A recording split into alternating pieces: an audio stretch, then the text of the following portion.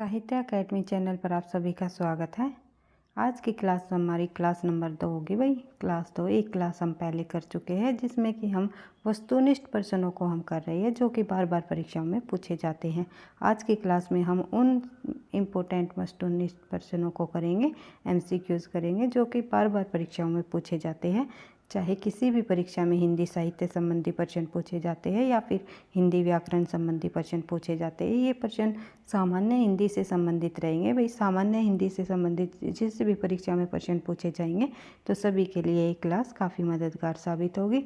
तो देख लेते हैं क्लास नंबर 2 में हम शुरुआत कर लेते हैं प्रश्न नंबर 1, जिसमें कि हिंदी साहित्य प्लस व्याकरण से संबंधित टॉप 50 प्रश्न आपके सामने होंगे, वस्तुनिष्ठ प्रश्न होंगे। तो देख लेते हैं किस काल को स्वर्ण काल कहा जाता है। किस काल को स्वर्ण काल कहा जाता है? तो वो कहा जाता है भक्ति काल को। कई बार आप लोगों को प्रश्न ये देखने को मिला होगा परीक्षाओं में कि हिंदी का स्वर्ण काल किस काल को कहा जाता है या हिंदी का स्वर्ण युग किस युग को कहा जाता है। तो भक्ति काल को, ये आपको ध्यान रखना है। किस युग को आधुनिक हिंदी कविता का सिद्ध द्वार कहा जाता है? यानी आधुनिक हिंदी कविता का सिद्ध द्वार किस युग को कहा जाता है? आधुनिक काल के अंतर्गत जो हमारा पहला ही काल है भारतेंदु युग, भारतेंदु युग को आधुनिक हिंदी कविता का सिद्ध द्वार कहा जाता है। यही इस काल से ही जो है आधुनिक युग की शुरुआत हो गई थी। आधुनिक युग के बाद जो है भारतेंदु युग, जो भारतेंदु युग की आधुनिक युग से जब भारतेंदु युग से शुरुआत हुई तो भारतेंदु युग के बाद द्विवेदी युग, द्विवेदी युग के बाद छायावाद, छायावाद के बाद प्रगतिवाद, प्रगतिवाद के बाद प्रयोगवाद, फिर जो है धीरे धीरे नई कविताएं निकलकर सामने आई। बढ़ते हैं आगे। हिंदी कविता का पहला महाकाव्य कौन सा है? तो पृथ्वीराज रासो। पृथ्वीराज रासो हिंदी कविता का पहला महाकाव्य है जिसके जो रचयिता है वो है चंद बरताई जी। उसके बाद बात करें आगे, द्विवेदी युग के प्रवर्तक कौन रहे हैं? तो द्विवेदी युग के प्रवर्तक रहे हैं महावीर प्रसाद द्विवेदी जी, और भारतेंदु युग के प्रवर्तक रहे हैं भारतेंदु हरिश्चंद्र जी। इस प्रकार से जिस युग के विद्वानों के अनुसार जो नाम पड़ा है तो उसका कई बार प्रवर्तक पूछ लिए जाते हैं। वैसे भी पूछ लिए जाते हैं छायावाद के युग के प्रवर्तक कौन रहे हैं या फिर प्रगतिवाद के युग के प्रवर्तक, प्रयोगवाद के प्रवर्तक। इस प्रकार से वन लाइनर प्रश्नों के माध्यम से वस्तुनिष्ठ प्रश्नों के साथ ही हम एक एक तथ्य को जो बार बार परीक्षाओं में पूछे जाते हैं जो सामान्य हिंदी संबंधित है, तो हम सभी तथ्यों को करते हुए चलेंगे। देख लेते हैं आगे। कबीरदास की भाषा, कबीरदास की भाषा जो है सदुकड़ी रही है। और किसने कही है सदुकड़ी? कबीरदास जी की भाषा को सदुकड़ी नाम किसने दिया? वो दिया है रामचंद्र शुक्ल जी ने। ये आपको ध्यान रखना है, रामचंद्र शुक्ल जी। और कबीरदास जी की भाषा को पंचमैली खिचड़ी भी कहा जाता है जो कि श्याम सुंदर दास जी ने दिया। श्याम सुंदर दास जी ने कबीरदास जी को भाषा को पंचमैली खिचड़ी कहा है, लेकिन श्याम सुंदर दास जी ने कबीरदास जी की भाषा को सदुकड़ी नाम दिया है। उसके बाद सूरदास का काव्य किस भाषा में है? तो ब्रज भाषा में है सूरदास का काव्य, जिसमें कि सूरदास जी की प्रमुख रचनाएं है साहित्य लहरी, सूर सारावली जो है, सूर सागर, सभी जो है ब्रज भाषा में रचित है। ब्रज भाषा का एक प्रसिद्ध कवि माना जाता है सूरदास जी, और अष्टछाप के कवियों में भी प्रमुख कवि रहे हैं सूरदास जी। उसके बाद बात करें आगे, हिंदी के प्रथम गद्यकार कौन रहे हैं? तो हिंदी के प्रथम गद्यकार रहे हैं लल्लू लाल जी, जिन्होंने प्रेम सागर की रचना की। उसके बाद बात करें आगे, अवधी भाषा के सर्वाधिक लोकप्रिय काव्य कौन सा माना जाता है? तो रामचरितमानस, तुलसीदास जी द्वारा रचित रामचरितमानस अवधी भाषा का प्रथम महाकाव्य माना जाता है। और देख लेते हैं आगे। और हिंदी का प्रथम महाकाव्य पूछ लिया जाए तो पृथ्वीराज रासो को माना गया है। और अवधी भाषा का प्रथम महाकाव्य पूछ लिया जाए तो रामचरितमानस। अशोक के फूल निबंध संग्रह के रचनाकार कौन रहे हैं? तो हजारी प्रसाद द्विवेदी जी। हिंदी गद्य का जन्मदाता किसको माना जाता है? भारतेंदु हरिश्चंद्र जी को। और अष्टछाप के सर्वश्रेष्ठ कवि कौन रहे हैं? तो सर्वश्रेष्ठ कवि मैंने बताया था सूरदास जी अष्टछाप के सर्वश्रेष्ठ कवियों में शामिल है। अष्टछाप के अंतर्गत 8 कवि शामिल किए गए हैं। 4 वल्लभाचार्य जी के शिष्य रहे हैं और 4 विठलनाथ जी के शिष्य रहे हैं। अगर प्रथम पूछ लिया जाए सर्वप्रथम कवि कौन रहे अष्टचाप के कवियों में, तो वो रहे कुंभन दास। इस प्रकार से कुंभन दास, सूरदास, परमानंद दास जो है, चित स्वामी, नंददास, चतुर्भुज दास जो है, और ये सभी अष्टचाप के कवियों में शामिल है। सर्वप्रथम पूछ लिया जाए तो कुंभन दास, सबसे बड़े कुंभन दास। अगर कनिष्ठ पूछ लिया जाए सर्व जो है सबसे छोटे कौन रहे, वे रहे नंददास। ये आपको ध्यान रखना है। बढ़ते हैं आगे। नंददास भी ब्रज भाषा से संबंधित प्रमुख कवि रहे हैं नंददास जी ब्रज भाषा के। उसके बाद आशु काव्य के रचयिता कौन माने जाते हैं? आशु काव्य के रचयिता जयशंकर प्रसाद जी माने जाते हैं। आंचलिक रचनाएं किससे संबंधित है? तो क्षेत्रीय विशेष से संबंधित है आंचलिक रचनाएं, जो कि प्रथम आंचलिक रचना कौन सी मानी जाती है? 1954 में रचित फणीश्वरनाथ रेणु द्वारा मैला आंचल प्रथम आंचलिक रचना मानी गई है। उसके बाद हिंदी के सर्वप्रथम गीत लेखक कौन है?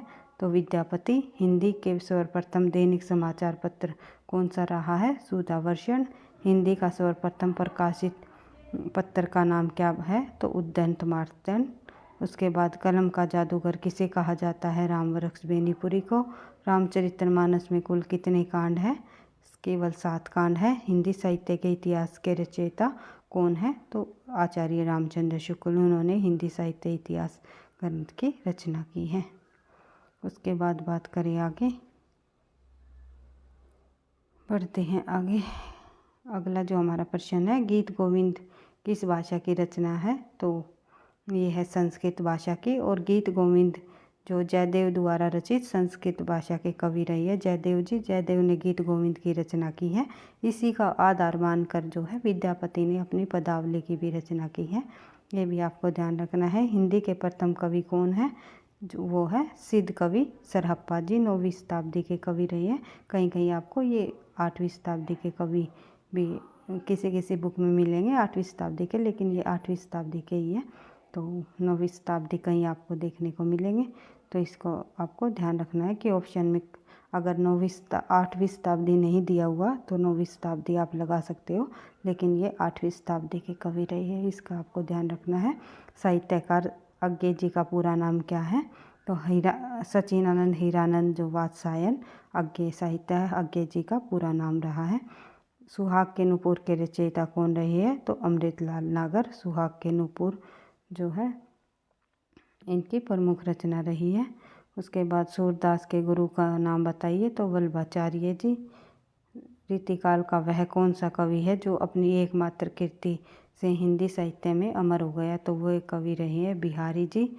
स्वरों की संख्या कितनी मानी जाती है? 11। और अगर ये पूछ लिया जाए तो कुल स्वर कितने हैं? तो वो हो जाएंगे आपके 13। कुल स्वरों की संख्या कितनी है? तो 13। अगर सीधा ये पूछ लिया जाए कि स्वरों की संख्या कितनी है? तो 11। इस प्रकार से जो 2 अयोग व स्वर है वे भी हमारे अयोग व व्यंजन है। ये 2 हमारे अयोग व व्यंजन होते हैं। ये स्वरों में भी शामिल होते हैं और व्यंजन में भी शामिल होते हैं। इससे संबंधित वर्णमाला से संबंधित टॉपिक हम करेंगे, जब आपको बिल्कुल डिटेल से समझा देंगे किस प्रकार से जो है वर्णों को व्यंजन और स्वरों में शामिल किया जाता है। बढ़ते हैं आगे, देख लेते हैं अगला तथ्य। हिंदी मानक वर्णमाला में कुल कितने वर्ण हैं? तो हिंदी मानक वर्णमाला में कुल 52 वर्ण हैं। अंतस्थ व्यंजनों की संख्या कितनी है? तो 4 है। कौन कौन से? य, र, ल और व। कई बार परीक्षा में पूछा जाता है कि इनमें से कौन सा अंतस्थ व्यंजन नहीं है या कौन सा अंतस्थ व्यंजन है, तो इस प्रकार आपको ध्यान रखना है। बढ़ते हैं आगे। हिंदी वर्णमाला में कितने भागों हिंदी वर्णमाला को कितने भागों में विभक्त किया गया है? सभी को पता है आपको, स्वर और व्यंजन। स्वर और व्यंजन 2 भागों में विभक्त किया गया है हिंदी वर्णमाला को। उसके बाद देख लेते हैं आगे। हिंदी वर्णमाला में स्पर्श व्यंजनों की संख्या कितनी है? तो हिंदी वर्णमाला में स्पर्श व्यंजनों की संख्या रही है 25। मात्रा के आधार पर स्वरों के 2 भेद कौन कौन से हैं? हर्ष और दीर्घ। श अक्षय वर्ण किसके योग से बना है? क प्लस श से बना है अक्षय। कै के नीचे हलंत प्लस शे के नीचे हलंत नहीं है भाई। अगर हलंत लगा दिया जाए तो प्लस में ए भी आपको करना पड़ेगा, या तो ऑप्शन में इस तरह मिलेगा या फिर आपको इस तरह दिखाई देगा। तो आपको ध्यान रखना है किस प्रकार से अक्षय वर्णों को अलग अलग वर्णों में बांटा हुआ है। बढ़ते हैं आगे, किन वर्णों के मेल से जो है अक्षय वर्ण में बना हुआ है। तो हिंदी वर्णमाला में व्यंजनों की संख्या कितनी है? 33। हिंदी साहित्य सम्मेलन की स्थापना कब हुई? 1910 में। संविधान की 8वीं अनुसूची में उल्लेखित भारतीय भाषाओं की संख्या कितनी है? तो 22। शुरुआत में कितनी थी? वही थी 14। फिर एक भाषा को जोड़ा गया, जो है एक संशोधन हुआ था 1967 में।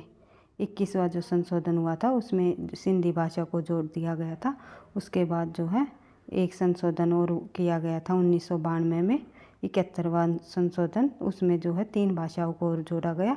फिर मणिपुरी, कोंकणी, नमक से आप याद रख सकते हो, नेपाली, मणिपुरी और कोंकणी। इसके बाद जो है 4 भाषाओं को और जोड़ दिया गया 2003 के अंतर्गत जब संशोधन हुआ था, 92वां संशोधन, उसमें 4 भाषाओं को और जोड़ दिया गया था। वो थी मैथिली, डोगरी, संथाली और बोडो। इस प्रकार से कुल संविधान में वर्णित अब फिलहाल में 22 भाषाओं को मान्यता प्राप्त है। उसके बाद देख लेते हैं अष्टचाप पुष्टि मार्ग का जहाज किसे कहा जाता है? अष्टचाप या पुष्टि मार्ग का जहाज कहा जाता है सूरदास जी को। उसके बाद बात करें आगे, एक भारतीय आत्मा किसे कहा जाता है? माखनलाल चतुर्वेदी को। कलम का मजदूर किसे कहा जाता है? रामवृक्ष बेनीपुरी को। कलम का सिपाही या कलम का मजदूर किसे कहा जाता है? मुंशी प्रेमचंद जी को। कलम का जादूगर किसे कहा जाता है? भाई ये कलम का मजदूर नहीं है, कलम का जादूगर रामवृक्ष बेनीपुरी, कलम का सिपाही और कलम का मजदूर मुंशी प्रेमचंद। भारत का मैक्सिम गोर्की किसे कहा जाता है? वो भी मुंशी प्रेमचंद जी को। उसके बाद गद्य काव्य का लेखक किसे कहा जाता है? वियोगी हरि जी को। आधुनिक युग के कबीर किसे कहा जाता है? वो कहा जाता है नागार्जुन जी को। वाणी का डायरेक्टर किसे कहा जाता है? वो कहा जाता है कबीरदास जी को। किन्होंने किया? हजारी प्रसाद द्विवेदी जी ने। कबीर को वाणी का डायरेक्टर किसने कहा? हजारी प्रसाद द्विवेदी ने। और इसकी भाषा को पंचमैली खिचड़ी कहा हजारी प्रसाद द्विवेदी ने, यह आपको ध्यान रखना है। फैंटेसी का कवि कहा जाता है मुक्तिबोध को। आधुनिक मीरा कहा जाता है महादेवी वर्मा जी को। हिंदी के सर्वप्रथम गीत लेखक रहे हैं विद्यापति, जिन्होंने पदावली की रचना की है। हिंदी के सर्वप्रथम दैनिक समाचार पत्र कौन सा रहा है? वो है सुधावर्षण। कथा सम्राट कहा जाता है मुंशी प्रेमचंद जी को। विद्यापति ने किन भाषाओं में रचना की है? तो 3 भाषाओं में इन्होंने रचना की है। जिसे जो पदावली रचना है उन्होंने विद्यापति ने पदावली की रचना जो है मैथिल भाषा में की है। इसी आधार पर इसे मैथिल कोकिल कवि भी कहा जाता है। संस्कृत और अवहट भाषाओं में भी विद्यापति जी ने रचना की है। तो अवहट भाषा की जो रचना है इनकी कीर्तिलता और कीर्तिपता का। आदिकाल को संधिकाल या चारण काल नाम किसने दिया? तो आदिकाल को अलग अलग नामों से जाना गया है। आदिकाल के जो नामकरण पर अलग अलग विद्वानों के अलग अलग मत रहे हैं। किसी ने आदिकाल को आदिकाल कहा, तो किसी ने चारण काल या संधिकाल कहा, तो किसी ने प्रारंभिक काल, किसी ने जो है बीजवपन काल कहा, तो किसी ने जो है आदिकाल को जो है सिद्ध सामंत युग कहा है। तो अलग अलग विद्वानों ने अलग अलग नाम दिए हैं। तो आदिकाल को संधिकाल नाम देने वाले विद्वान रहे हैं, चारण काल नाम देने वाले विद्वान रहे हैं राम कुमार वर्मा। और साथ ही इन्होंने जो है आदिकाल को संधिकाल नाम भी कहा है, संधिकाल। ये भी आपको ध्यान रखना है, क्योंकि आदिकाल को इन्होंने 2 भागों में बांटा है राम कुमार वर्मा ने, चारण काल और संधिकाल। शुरुआत के काल को इन्होंने संधिकाल कहा है, बाद के काल को चारण काल कहा है। और एक विद्वान और रहे हैं जिन्होंने आदिकाल को चारण काल नाम दिया है, वे रहे हैं जॉर्ज ग्रियर्सन। अगर ऑप्शन में आपको राम कुमार वर्मा दिखाई न दे, तो अगर ऑप्शन में जॉर्ज ग्रियर्सन हो, जॉर्ज ग्रियर्सन, इस प्रकार से आपको ध्यान रखना है। जॉर्ज ग्रियर्सन ने आदिकाल को चारण काल नाम दिया है। इस प्रकार से सामान्य हिंदी से संबंधित हमने 50 प्रश्नों को कंप्लीट कर लिया है। वस्तुनिष्ठ प्रश्नों के आधार पर हम अपनी सामान्य हिंदी की तैयारी को आगे बढ़ाएंगे। साथ साथ जितने भी इम्पोर्टेंट तथ्य हैं, जितने परीक्षाओं में बार बार पूछे जाते हैं सामान्य हिंदी से संबंधित, उन सभी तथ्यों को करते हुए अपनी तैयारी को आगे बढ़ाएंगे, जिसमें कि हिंदी और व्याकरण के प्रश्न रहेंगे। और धीरे धीरे जो है इसी तरह प्रश्नों की संख्या हम बढ़ाते हुए आगे बढ़ेंगे। तो जिस भी परीक्षा में जो है सामान्य हिंदी से प्रश्न पूछे जाएंगे, उन सभी के लिए एक क्लास काफ़ी मददगार साबित होगी। तो इसी तरह हमारे साथ जुड़ने के लिए आप सभी का धन्यवाद। वीडियो को लाइक करना, दोस्तों के साथ जो है चैनल को शेयर भी कर लेना, और पहली बार हो तो सब्सक्राइब कर लेना।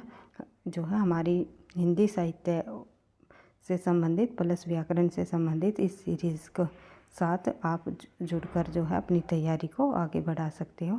मोस्ट इम्पोर्टेंट प्रश्नों का जो संग्रह हम यहाँ पर लेकर के आते रहेंगे। इसी निरंतरता के साथ तैयारी को आगे बढ़ाते रहेंगे। थैंक यू, धन्यवाद।